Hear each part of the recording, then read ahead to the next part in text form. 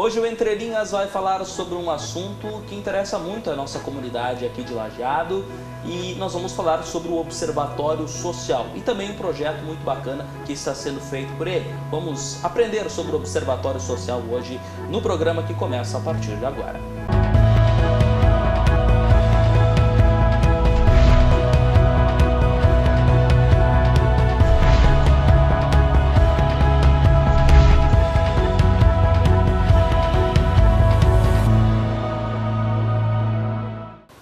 Boa noite, está no ar mais um programa Entre Linhas aqui na TV Univates, canal 15 da NET, 15 da Brasrede e também nós estamos, claro, pela internet no YouTube, lá na página da TV Univates, também no Facebook, na página da TV e ainda você nos acompanha no site univates.br/TV. Bom, a gente vai falar sobre o Observatório Social, como eu já disse na abertura do programa, e procurar saber um pouco do que esse observatório, que já existe há muito tempo, o que ele faz, como ele atua, o que é um observatório social, para quem ainda não conhece. E para falar sobre esse tema e também sobre o projeto Obra Transparente, a gente vai falar depois sobre esse projeto. Nós estamos aqui com dois convidados que tratam desse assunto, o secretário executivo do Observatório, Adriano Strasburger, e também o Fernando Arenhardt, que é presidente do Observatório Social. A gente agradece a presença de vocês. Muito obrigado por virem aqui, por atenderem o nosso convite. Boa noite. Boa noite. Gostaria de perguntar, qualquer um dos dois pode responder de uma forma bem didática para a gente aprender um pouco. O que faz um observatório social num município? Qual a função dele? Claro que tem a ver com prestação de contas, com justamente procurar saber se as coisas são feitas com a maior lisura possível. Me parece que é essa a ideia. Mas quem ele atinge, com quem ele pode trabalhar, quem ele pode observar, enfim, falem um pouco sobre o trabalho de vocês. Tudo bem? Boa noite. Boa noite. O Observatório Social, ele nasce como uma intenção de pessoas da comunidade com interesse de efetivamente verificar o que está acontecendo com o dinheiro público. Ele tem uma origem bastante interessante, ele tem origem no Paraná, onde em um determinado local se verificou, por conta de uma licitação, um problema numa vírgula. Eu sempre brinco, as vírgulas nesse setor, elas geralmente pulam para o lado esquerdo e não para o direito, e o preço de um determinado medicamento ele acabou sendo multiplicado por 10, e em uma verificação dessa licitação se viu isso e se ficou muito preocupado. Ora, se numa licitação em que a gente verificou esse problema, aconteceu isso, e esse problema pode ser efetivamente algo decorrente de um erro, sem má intenção, o que será que está acontecendo em outros procedimentos? E aí houve uma mobilização para fazer o quê? Fazer com que a comunidade, que o cidadão em geral, estivesse mais próximo do monitoramento desses procedimentos. E esse movimento ele foi se incorporando, crescendo, e ele veio a se transformar no que hoje é o Observatório Social, que, em resumo, é uma rede de organizações locais que tem o objetivo justamente isso, de prezar pelo a boa destinação dos recursos públicos, E aí, com base nisso, monitora licitações, compras, gastos, verifica situações locais, para verificar a adequação desses gastos, se eles estão de acordo, se as leis estão sendo respeitadas. Então, ela é uma organização voluntária que tem o objetivo de fazer com que o cidadão seja um fiscal do gasto público. Muito bem, interessantíssimo. E como vocês são recebidos pelo poder público? Ou seja, claro que eu imagino que exista, claro, o entendimento da importância de vocês, mas vocês têm um bom relacionamento? É fácil conseguir estas informações? É acessível? Como é que é esse trabalho? Especialmente como começou, Adriano, eu sei que está há bastante tempo também, pode falar sobre isso. Especificamente aqui na região, como é que é essa relação? Boa noite. Boa noite. Na prática, assim, existem diferentes entendimentos sobre o papel do observatório. Okay. Alguns nos enxergam como fiscais e, querendo, como se fôssemos nós fiscais, na prática, nós não temos nenhum poder de fiscalização efetiva como os órgãos de controle oficiais. Nós somos apenas observadores que observam os fatos e tentam levar eventuais observações que a gente imagina que possam ter algum problema, a gente tenta levar ao próprio autor da execução. Então, por exemplo, na atual administração, a gente não tem nenhum problema, e muito pelo contrário, a gente sempre é bem recebido, bem visto. Inclusive, depois a gente vai ver que no evento que nós tivemos há poucos dias atrás da Obra Transparente, tivemos presença dos secretários municipais que nos honraram com sua presença e, inclusive, enalteceram o nosso papel na maneira, da forma como a gente monitorou a obra pública, que a gente vai ver daqui a pouco, considerando assim que a gente está tentando apenas apontar eventuais deficiências que possam ter para serem corrigidas, só isso. Porque o nosso papel não é o poder de fiscalização, e muito menos o poder de polícia que nem os órgãos públicos, órgãos formais têm. Porque aí existe o Ministério Público, existe o Tribunal de Contas, são outros órgãos. Né? Vocês não têm um poder de polícia, de fiscalização, mas representam nós, representam a população. Isso. A ideia do observatório é justamente essa, né? Ela vem buscar suprir uma falha que me parece que ela é histórica no Brasil. Nós temos órgãos de controle atrelados ao próprio executivo, legislativo, os tribunais de contas. Nós temos órgãos de controle externos, enfim, e os órgãos de controle internos também. Mas a comunidade como um todo, ela está muitas vezes alheia desse monitoramento. Então a ideia justamente é essa, é a gente tentar representar a comunidade nesse tipo de monitoramento. Sem considerar que os órgãos oficiais de controle só vêm para a fiscalização efetiva 2, 3 anos depois. Muitas vezes depois do que o problema aconteceu. Vamos dizer assim, o modus operandi do observatório, ele é preventivo. Então a ideia é que a comunidade examine localmente as questões, né? E se verificar algum problema, que tente avisar o ente público o mais rápido possível para que esse problema não se transforme num prejuízo ou em alguma coisa maior. Então a ideia é justamente prevenir, né?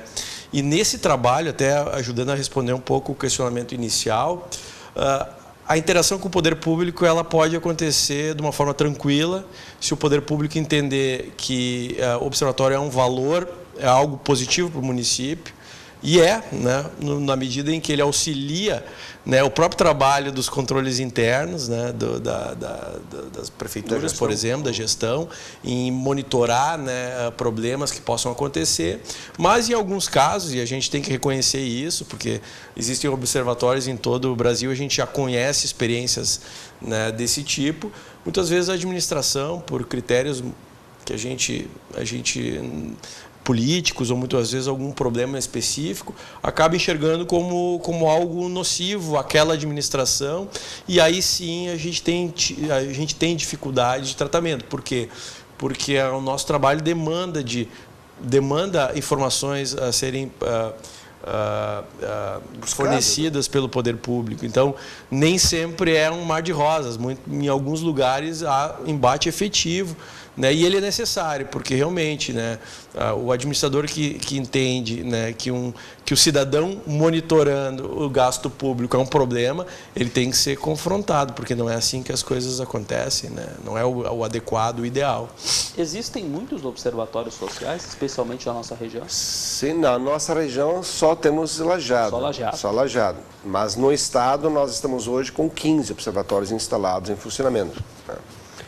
No Brasil, passa de 120, assim, distribuídos 90% dos estados brasileiros.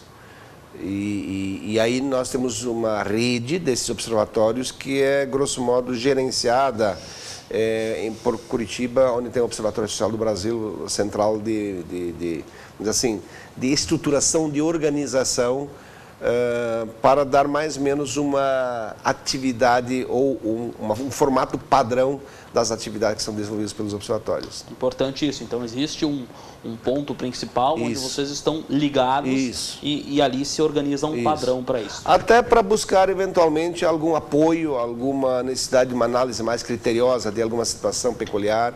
Então, se tem um apoio também, e até mesmo, às vezes, também para a realização de capacitações, para capacitar alguns voluntários, para desenvolver algumas atividades mais especializadas. Então, também o Observatório Social do Brasil fornece capacitações, e como ocorreu, inclusive, com obra transparente, que a gente vai ver daqui a pouco. Inclusive, é importante ter vamos dizer, essa organização centralizada, porque o trabalho do observatório, grande parte das vezes, ele é um trabalho técnico de análise de legislação, de editais, muitas vezes verificação de planilhas de contas, né, e outras questões. Então, assim, essa entidade centralizada, ela acaba auxiliando porque ela consegue formular parcerias, elaborar metodologias, estudos de caso, enfim. Então, é importante. E também existem, como os observatórios, eles em geral, eles atuam localmente, quando há alguma demanda do ponto de vista nacional ou algum pleito que tenha que ser feito junto ao governo federal, é importante que a gente tenha essa organização para nos auxiliar com relação a isso, né? Existem algumas demandas bastante relevantes, por exemplo, questões de legislação contra a corrupção, que a pressão do observatório ou a atividade do observatório do Brasil é importante nesse sentido. Importante. Nós vamos aprofundar este tema, para conhecer as atividades do observatório, esse importante trabalho que acontece aqui em Lajeado, e nós vamos falar mais sobre isso daqui a pouco, depois do intervalo. Volto já.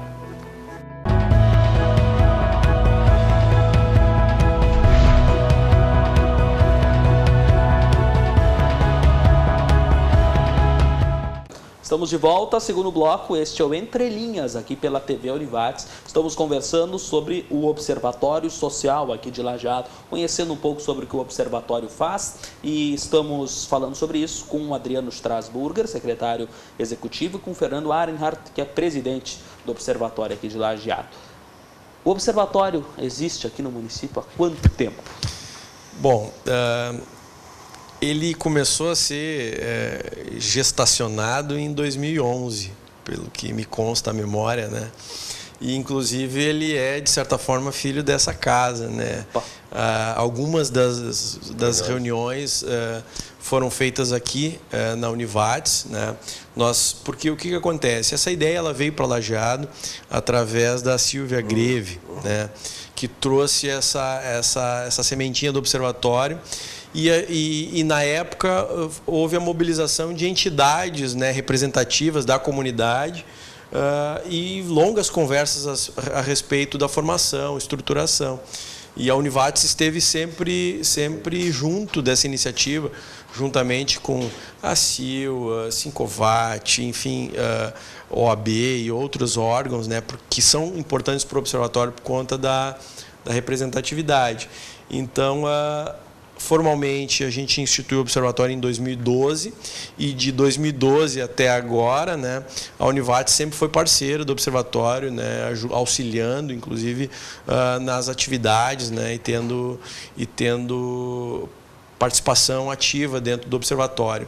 Então, nós estamos aqui em Lajeado desde 2012, né, e atuando com mais força a partir de 2013, né, quando a gente já estava estruturado e começou efetivamente a ter programas mais específicos e tarefas mais práticas, um contato maior com o objeto, né? Talvez seja interessante citar também que, a nível de Brasil, falasse antes que iniciou o processo todo, uma discussão lá no Paraná. Isso na época de 2005, 2006 em diante, né? Mas aí em 2009 ele foi estruturado para ser um gerenciador de observatórios locais. Okay.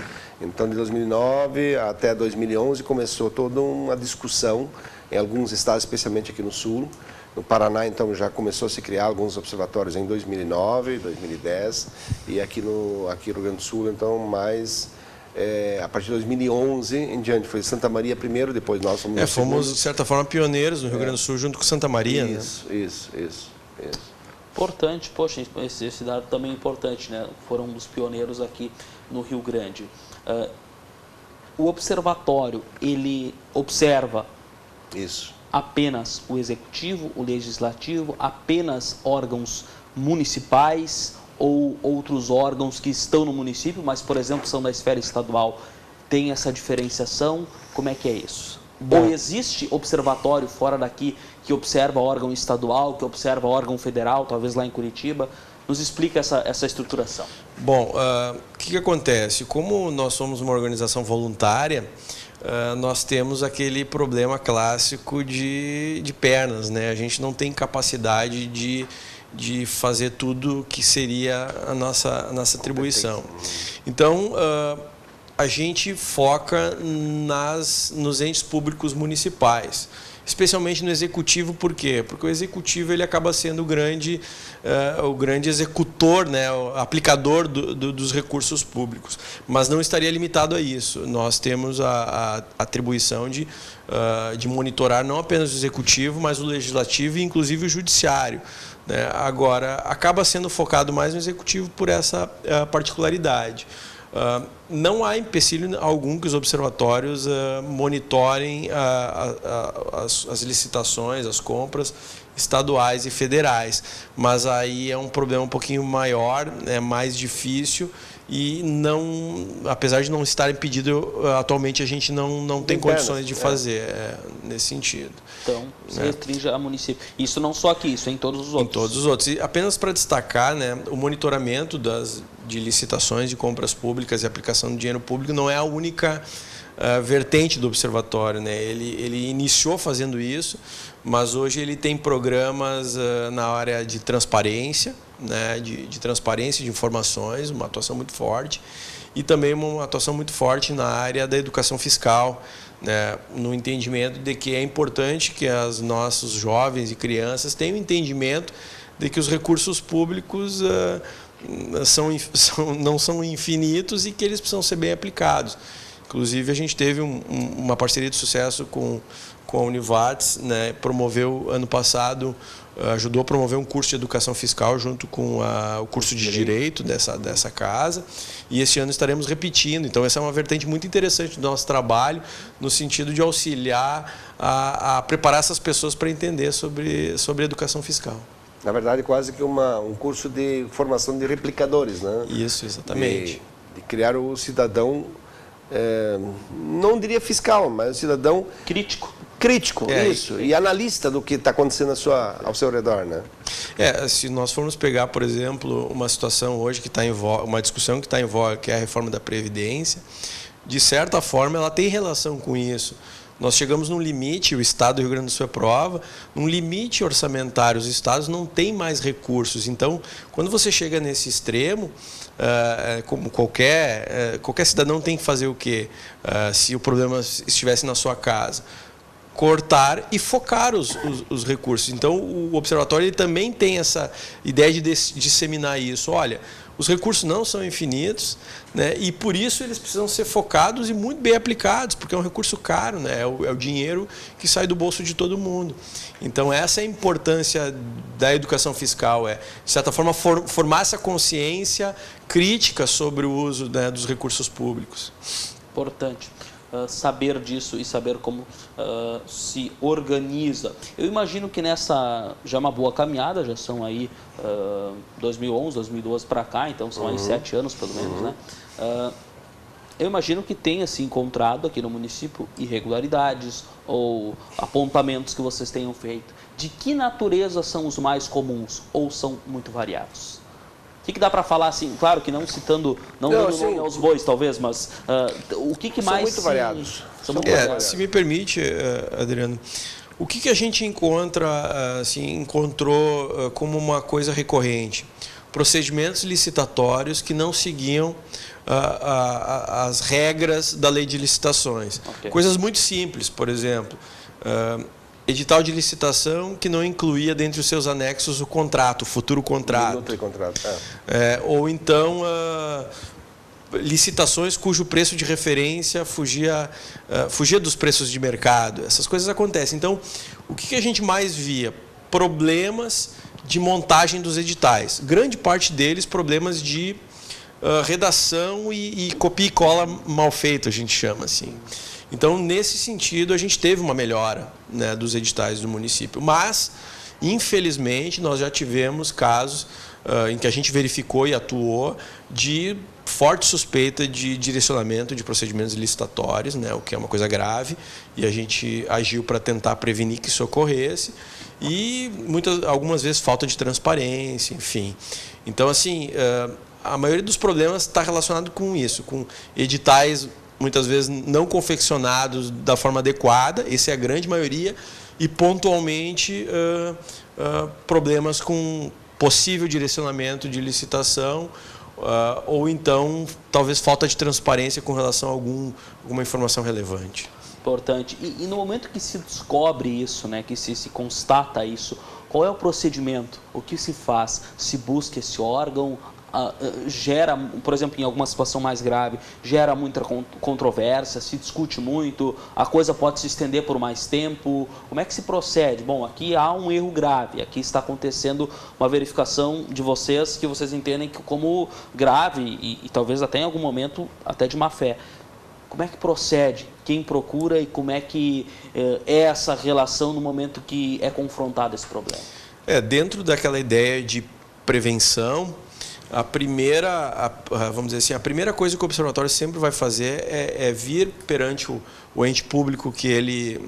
o autor, vamos dizer, daquela irregularidade, e vir informar essa irregularidade a ele. Então, por exemplo, se for numa licitação, a gente tende a impugnar os editais, né, mostrando algum problema ou tomando alguma medida. Se essa medida não for corrigida voluntariamente pelo ente público, aí a gente toma uma segunda medida, que é informar a Câmara de Vereadores, né, se for o caso, ou então os órgãos de controle e até a imprensa. E sim, em alguns casos dá muita discussão, dá bastante problema com relação a isso. Mas, enfim, é um trabalho que tem que ser feito, né? Tudo bem. Olha, é importante, e a grande conclusão que eu chego é justamente essa coisa da prevenção, porque a gente ouve muito falar em prestação de contas, me foge o termo agora, em avaliação das contas, né, em aprovação das contas, mas aí já foi. Aí às vezes o mandato já acabou, e aí as contas são reprovadas ou não, enfim, mas aí gera todo um problema, o que aconteceu. Vocês evitam que muitas coisas aconteçam e sejam vistas lá na frente. A gente está terminando esse bloco, nós vamos daqui a pouco falar ainda, claro, sobre o observatório de uma forma geral, mas também sobre esse projeto Obra Transparente, mas é assunto para logo mais, depois do intervalo.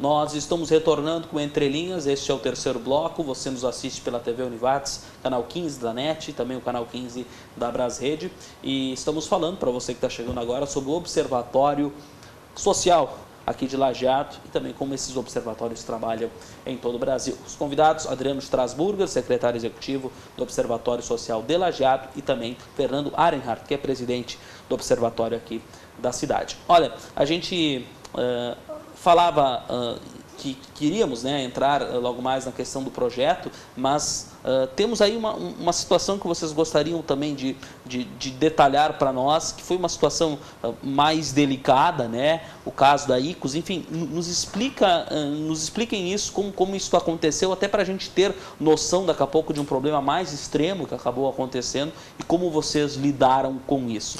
Vamos falar sobre essa história. O que acontece? Nós, dentro do observatório, a gente tem, vamos dizer assim, algumas atuações e, por exemplo, o Adriano e alguns outros voluntários nossos elaboraram sistemas de análise de dados, enfim. E um desses sistemas, né, a gente analisando dados per capita de saúde, né, a gente verificou que em Lajeado, a partir de um determinado momento, havia um gasto per capita de saúde que tinha disparado, né, tinha aumentado significativamente. Isso nos chamou a atenção. E aí, atrás, né, das respostas a isso, a primeira delas foi que havia, a partir dali, a Lajeado tinha aderido à universalização da saúde para receber recursos, especialmente federais, para gerir a saúde do município. Mas se a gente, atrás da decomposição desses gastos, a gente verificou que existiam pagamentos bastante substanciais para uma entidade chamada ICOS, que a gente não conhecia. E aí, verificando isso, nós verificamos que era uma entidade cujo objetivo era gerenciar os postos de saúde da cidade. E eram valores bastante expressivos, e nós decidimos, não, vamos verificar esse contrato, ver se isso está se dando de forma adequada ou não. E aí fizemos um longo trabalho de análise do contrato, era uma licitação que já vinha de mais tempo, né, uma licitação que já tinha acontecido há bastante tempo. Nós verificamos planilhas, porque o contrato era o quê? Ele dizia que essa empresa faria a gestão basicamente do RH dos postos de saúde. E existiam metas no contrato, enfim.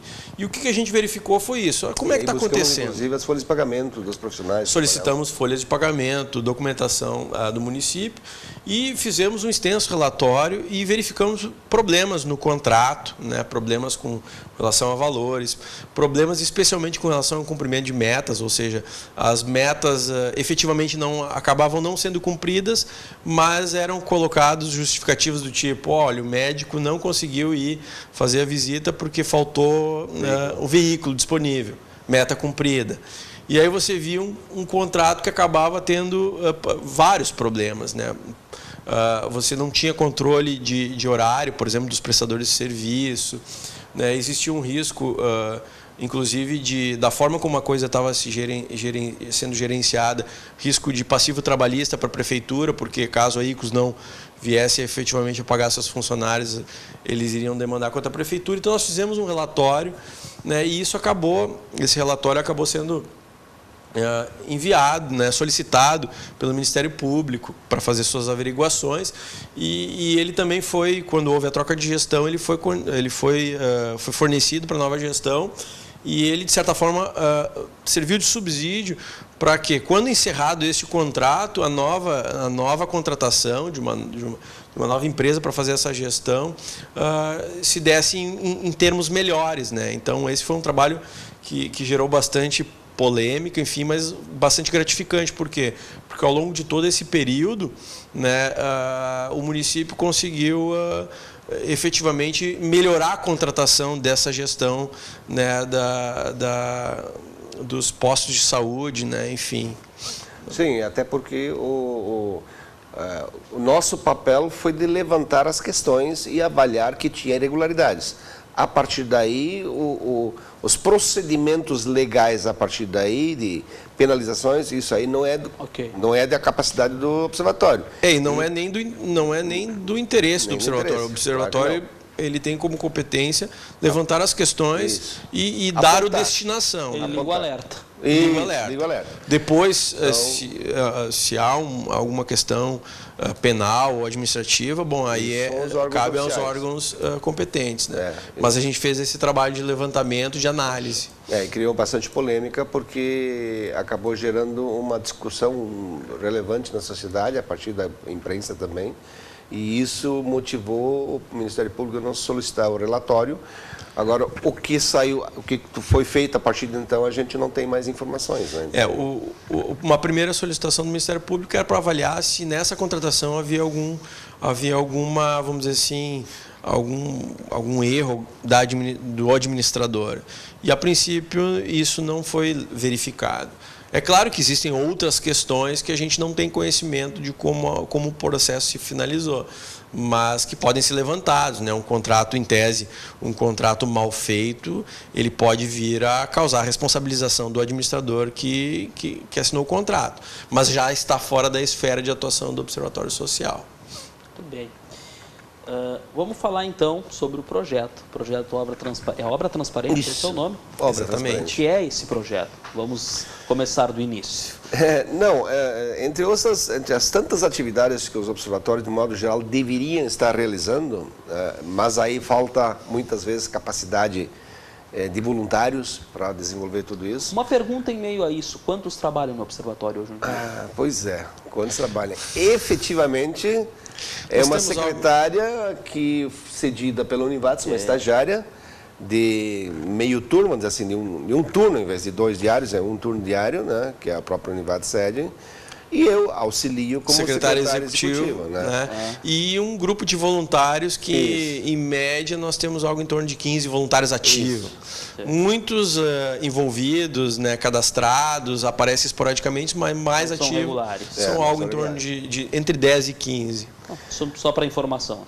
E a partir daí, então, muitas atividades que a gente deveria estar desenvolvendo e que outros observatórios com mais compostura conseguem fazer, nós não estamos conseguindo. E uma dessas situações que o Fernando falou há pouco, que é, por exemplo, o legislativo. A gente não está conseguindo monitorar as atividades do legislativo, justamente é uma discussão que a gente está levando agora para reestruturar a participação dos voluntários para um novo grupo de trabalho poder trabalhar também na questão do legislativo. Então, por enquanto, a gente está formalmente no executivo.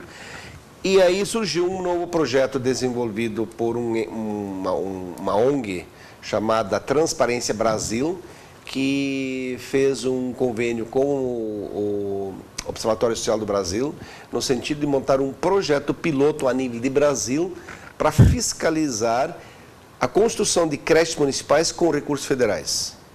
Ou seja, a ideia era o quê? Era fazer um acompanhamento, né, por amostragem, de o que estava acontecendo com as obras, né, de construção de escolas com recursos federais.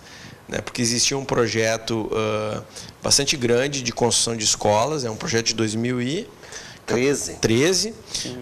E o que está acontecendo? Né? E dessa forma o projeto tinha esse objetivo, de acompanhar qual era a realidade dessas obras em cada município e também o objetivo de capacitar os observatórios para que pudessem, acabado o projeto, monitorar outras obras com maior capacidade. Então, o projeto é basicamente esse, né? E é um projeto interessante porque ele escolheu 21 observatórios de todos os mais de 120 que existem no Brasil. Ele escolheu 21 para executar esse trabalho. Na verdade, foram 23, mas 2 acabaram saindo depois.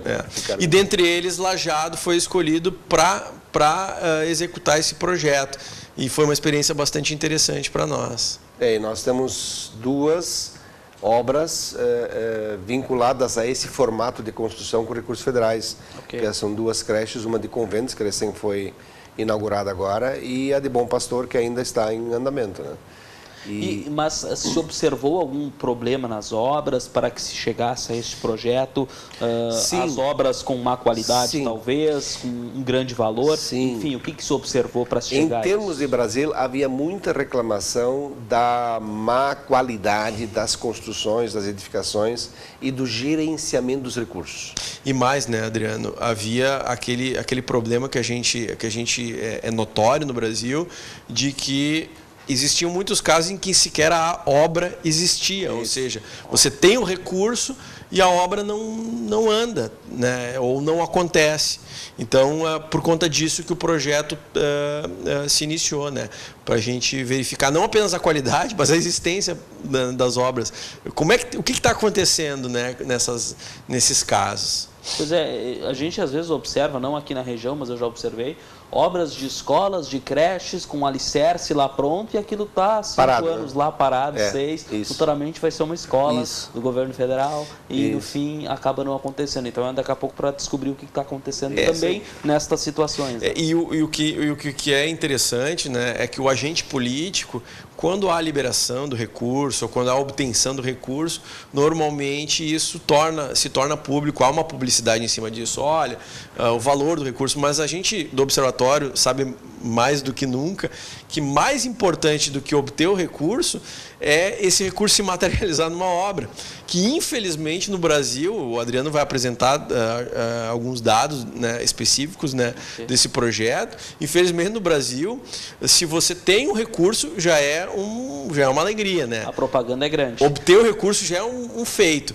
mas vocês não vão se surpreender com a proporção de obras que sequer acontecem, mesmo havendo recurso. O Adriano vai apresentar isso depois do intervalo, com detalhes, dados importantes e interessantes, que nós vamos então nos surpreender, né? Vamos falar sobre isso logo mais no último bloco do Entre Linhas.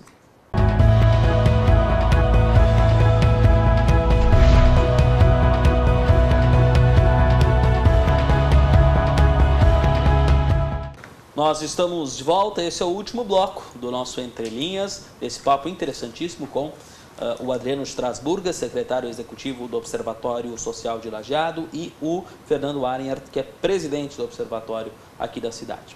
A gente fala sobre o projeto Obra Transparente, né? Dentro do Observatório Social existe esse projeto, que acontece não só aqui em Lajeado, né? A nível federal, e a gente falava sobre escolas, né? Ele existe para fiscalizar essas obras de creches, de escolas com recursos federais, e dados importantes foram verificados. Adriano, tu tens eles aqui e são muito curiosos e muito chamativos. Me fala sobre isso.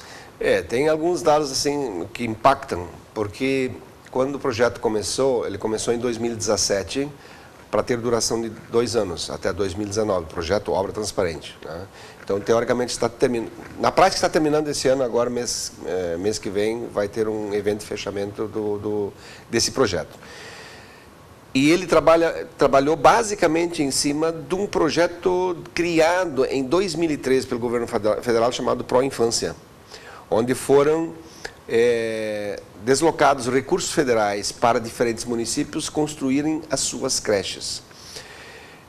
E aí, quando o projeto começou a ser desenvolvido, os 21 observatórios que fizeram parte desse projeto piloto, eles começaram a verificar as obras nos seus municípios, e das 1.300 obras em andamento naquele momento no Brasil todo, 173 começaram a ser monitoradas pelos observatórios. Destas 173, de 2013 até 2018, apenas 19 tinham sido concluídas. As outras 150 escolas ainda estavam em fase de construção, algumas abandonadas, e, se não me engano, 17 ou 16 não tinham nem sido iniciadas ainda. Então, isto chamou atenção no sentido de que havia, aliás, se citou que o clamor público que se ouvia fazia sentido, que de fato havia problemas. E isso fez com que os observatórios, então, foram capacitados para começar a avaliar e trazer subsídios para se jogar esses subsídios para o Ministério da Educação, para o Ministério da Educação também entender o que estava acontecendo na prática. Porque o processo burocrático de uma construção desse porte, ele foi mudado ao longo desse tempo, por uma razão muito particular e muito óbvia. Em 2013, quando se fez esse projeto, na primeira, vamos dizer assim, na primeira distribuição de recursos federais para os municípios, o próprio Executivo Federal fez uma licitação única para listar todas as escolas no Brasil, em todos os municípios onde fosse necessário construir uma creche. Eram escolas modulares, a ideia. Isso. E venceu uma empresa que, cá entre nós, alguém querer assumir, sei lá, 1.000 e tantas construções ao mesmo tempo, é quase impossível. E, obviamente, a coisa não aconteceu. Porém, essa empresa tinha firmado contrato com todos os municípios, só que ela não aguentou e não conseguiu executar o contrato. Não conseguiu executar o contrato. Aí começou toda a burocracia de cada município ter que fazer os distratos para depois justificar no Ministério da Educação a necessidade de fazer uma nova licitação local para contratar alguém da proximidade e tocar as obras locais. Então a gente já tem uma ideia de como o mau planejamento das coisas ela impacta, né? Entre iniciar o projeto, licitar e ter que desfazer esses contratos, levou quanto tempo? Sim, aí, por exemplo, Conventos foi licitado aqui em 2016. Mas o projeto é de 2013. 2013. No final de 2016, em 2017 começou a obra a ser edificada. Mas aí houve outros contratempos que atrasou mais algumas coisas e por isso só agora, no início do ano, que foi inaugurado. Bom Pastor conseguiu fazer a nova licitação no ano passado. Na verdade, Bom Pastor acabou vindo no segundo lote. Ele não estava no primeiro lote de 2013, estava no segundo lote de 2014. Mas mesmo assim, 2014, 2018, 4 anos parado em função da burocracia. Então, veja que troço bem maluco, né? E uma coisa que é de assustar é que, se você pensar, de uma amostra de 21 municípios, né, que em tese acompanharam essas licitações, porque os observatórios eles acompanharam esses procedimentos. Você tem de 170, 150 obras acompanhadas, você tem apenas 19 entregues. Agora, imagina o que aconteceu nesse universo de 1.300 obras espalhadas no Brasil inteiro. Muito provavelmente você não tem um índice melhor de entrega de obra nesse resto de amostra, né? Nesse universo todo, né? Muito pelo contrário, por exemplo, Lajeado, o acompanhamento do observatório colaborou para que a obra andasse até mais rápido. Né? Teve um certo momento da obra de conventos em que é aquela coisa, né? Quando o governo federal quer segurar a verba, ele em vez de negar, ele faz uma exigência difícil de cumprir. Em 2017, houve uma exigência de que fosse tirada uma foto aérea da obra para a prestação de contas. E a prestação de contas ela é necessária, mas só não tinha sido ela é necessária para que libere os recursos. E o construtor, sem recurso, não continua a obra. E o município não tinha como fazer aquela foto, né, porque iria precisar fazer uma contratação, com licitação ou até com dispensa. Então, mover toda a sua máquina para aquilo. E a gente conseguiu, através de um voluntário, um drone para tirar essa foto aérea. Então, assim, a gente também acaba colaborando. Então, é assustador saber que, se onde o observatório atua, o índice de entrega e conclusão não é bom, imagina nos outros locais. Né? Imagina se tratando aí de 1.000, enfim, de centenas aí de municípios. Sim. Olha, a gente não tem nem muito o que falar, mas mostra uma cara do nosso país que a gente sabe que existe, é só em escolas infantis, enfim, mas aí a gente imagina o que acontece, e que bom que pelo menos os observatórios do país pelo menos incomodam um pouco para que isso não aconteça. E é importante dizer assim, que o Brasil tem várias realidades, né? Apesar desse ponto negativo, a realidade de Lajeado é que a obra, por exemplo, de conventos, que atrasou, né, mas foi entregue, ela no saldo geral é de muito boa qualidade, projetos muito bons, escolas assim, o que demonstra que é possível você ter obras públicas sem, vamos dizer assim, sem gasto excessivo de recursos e de boa qualidade. Né? Então isso foi muito legal para nós, observadores, e nós estamos, de certa forma, numa região privilegiada. Né? Especialmente para mim, que quando a gente fez algumas capacitações, então a gente foi para outros municípios visitar obras dos outros municípios. E lá a gente verificou situações absurdas. Né? Coisa assim, nossa, fora do arco. Tinha uma escola que a gente viu num determinado município onde ela estava 97% concluída e o construtor tinha a receber ainda um valor final que só é repassado quando o município disser ok, ela está perfeita, está entregue, né?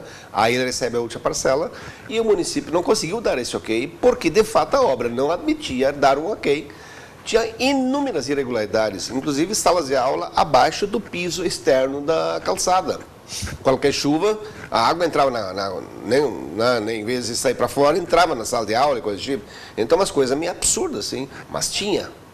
Então, quando a gente vê isso e depois olha o que foi feito em conventos, a gente realmente tem que dizer, olha, parabéns, aqui nós estamos... Tem que ser na base do bafo na nuca, mas a coisa, pelo menos aqui, andou. E é engraçado, mesmo, por exemplo, você pegando a obra aqui de Lajeado de Conventos, que é uma obra, em geral, de muito boa qualidade, a capacitação que os observadores, né, tiveram permitiu enxergar, ainda assim, alguns problemas. E isso é importante porque a obra ela é efetivamente ela é entregue num determinado momento, mas ela é efetivamente recebida pelo município um tempo depois. Então, esse momento é crucial para quê? Para que, se houver problemas, que eles sejam corrigidos. E isso tem acontecido. Por exemplo, Conventos é uma obra que teve alguns probleminhas que estão sendo corrigidos por uma interlocução entre a prefeitura e o construtor, o que é muito positivo, né? É até interessante que no nosso evento que nós tivemos semana passada, onde teve presente a secretária de Educação, ela analisando e olhando assim as imagens que a gente tirou, apontando os detalhes que a gente enxergou pela capacitação que nós tivemos, então a gente conseguiu enxergar algumas coisas, onde ela mesma depois disse assim: eu nem me dei conta desse detalhe, de olhar lá, de olhar debaixo de uma bancada, ou de olhar, né? Porque eu olho mais o geral, né? Mas o detalhe escapa do leigo, né? Que não está capacitado para isso. Como nós fomos capacitados, então a gente olha todo o detalhe. E aí a gente conseguiu apontar algumas coisas e agora o município diz: bah, que ótimo, agora nós podemos exigir do construtor ajustar tudo isso para depois, então, poder fazer a entrega final. Muito bem. Nosso tempo é curto, estamos já chegando ao nosso final. Se quiserem dizer algo ainda que eu tenha esquecido de perguntar, que seria importante destacar nesses últimos segundos, aqui nesses últimos minutos, por favor. E uma pergunta final ainda. Vocês são os únicos, né? O único observatório aqui na região, é a maior cidade, e a gente já sabe que é difícil conseguir voluntários e tudo mais. Existe interesse, dentro que vocês têm informação, de outros municípios da região também fazerem um? Existem pessoas de outros municípios que já pensaram nisso ou está longe de acontecer? Sim, a gente já recebeu algumas sondagens, né? Estrela, Arroio do Meio, né? E Venâncio, e Teutônia. Teutônia, na verdade, não só uma sondagem. Teutônia já está trabalhando e para efetivamente dar corpo a esse movimento. A dificuldade é que, como o observatório ele lida com ele lida com questões muitas vezes técnicas, ele precisa ter um corpo, recursos humanos e materiais para agir. Então, você abrir um observatório, você precisa de uma estrutura material e financeira.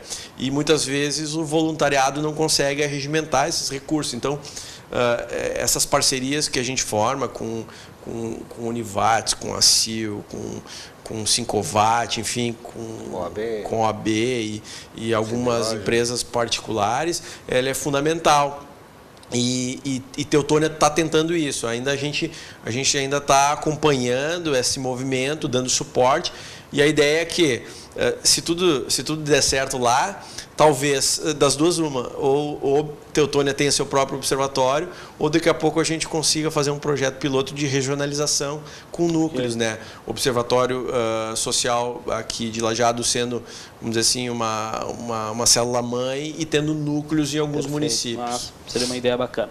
Teutônia está mais adiantado, então, nesse processo. Senhores, obrigado por virem aqui mais uma vez. Foi muito interessante. Tomara, quem sabe, mais municípios pensem em fazer um observatório. Gostaríamos apenas de deixar aberta o convite para que mais pessoas se juntem a esse trabalho, porque ele é voluntário, mas ele é completamente gratuito, não tem custo nenhum. E ele é gratificante. Ele é gratificante. Ele é muito gratificante. No momento que a gente enxerga o resultado prático das nossas ações, seja através de economia de recursos, seja através de uma obra de boa qualidade, enfim. E todos os munícipes são beneficiados também. Isso aí. Agradecendo a eles, encerramos o Entre Linhas de hoje. Muito obrigado por nos acompanhar. Semana que vem tem mais um tema e estaremos discutindo aqui no Entre Linhas. Um grande abraço, boa noite.